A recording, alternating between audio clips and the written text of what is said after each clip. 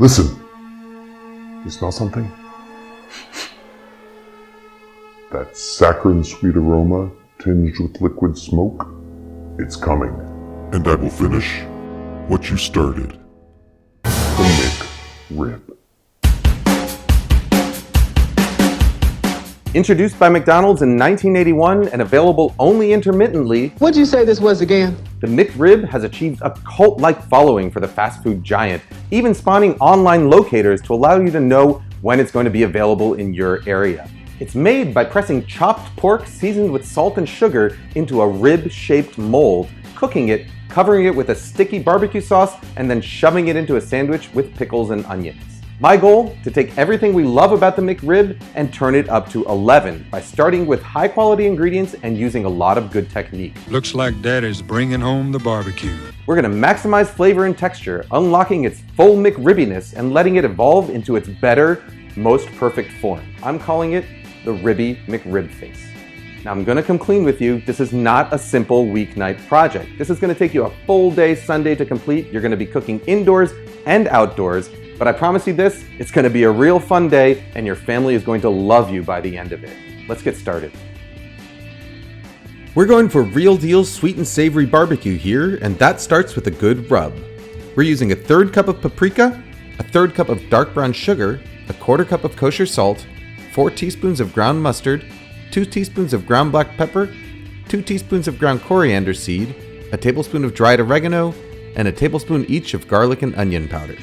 Whisk them all together and we're good to go. Now for the ribs. We're going to use a couple racks of baby backs for their smaller size and lean but juicy texture. I cut them into 4 rib sections. Now rub them all over with the spice mixture and let them rest in the fridge for at least 4 hours to help maximize juiciness. When you're ready to cook, light up a third chimney full of charcoal in a kettle grill or smoker using a chimney starter, then spread the coals on one side of the coal grates and add a few chunks of hardwood. I like using hickory or mesquite for this recipe. Put your grill in place and add your ribs to the cooler side of the grill. This allows them to smoke low and slow until they're perfectly tender. Cover them, then adjust the upper and lower vents to maintain a temperature between 225 and 275 degrees Fahrenheit. Smoke the ribs, adding more wood chunks periodically and maintaining the temperature until the ribs are tender, about 4 hours. Lift up the lid and brush them with your favorite store-bought barbecue sauce. Wait a minute, store-bought sauce? We can do better than that. Combine a cup of chicken stock, a half cup of ketchup, a quarter cup of dark molasses, a small onion that's been grated on the large holes of a box grater, a tablespoon of brown mustard, 2 tablespoons of Worcestershire sauce, 2 tablespoons of cider vinegar, and 2 teaspoons of hot sauce. Now add a couple tablespoons of your spice rub to the mix, then whisk it all together and let it simmer until it reduces down into a nice, thick glaze.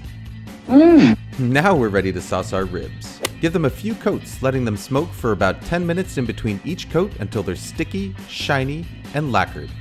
Now remember that sandwich? I don't see any bones. That's right, my friend. We gotta remove the bones. They should come out cleanly with just a little twist.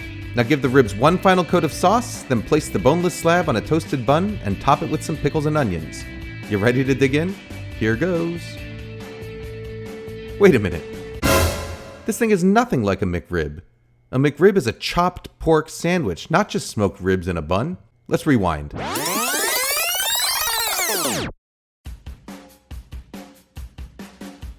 For chopped pork, you want a nicely marbled 2-pound chunk of pork shoulder cut into 1-inch cubes and seasoned with a tablespoon each of kosher salt and sugar.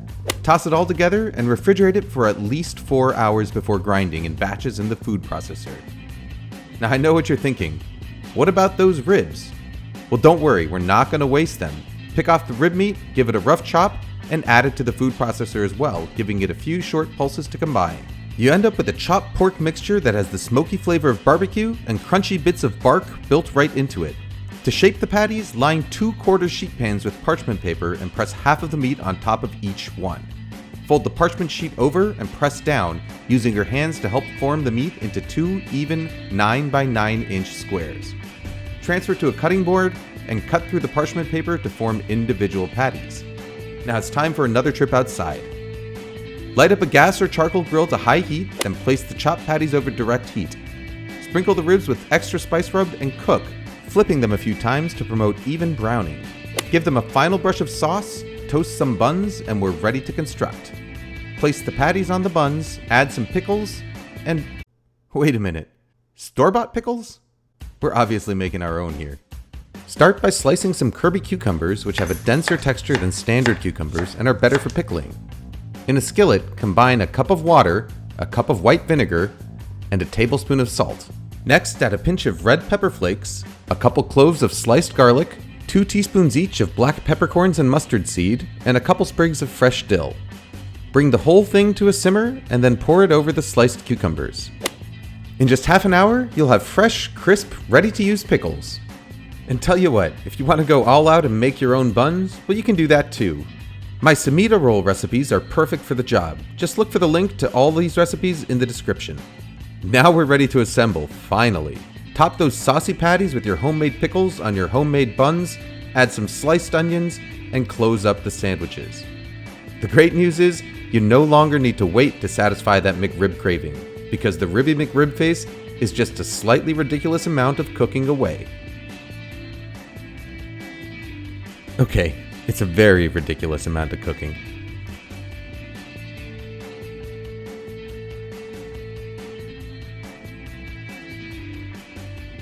Mmm.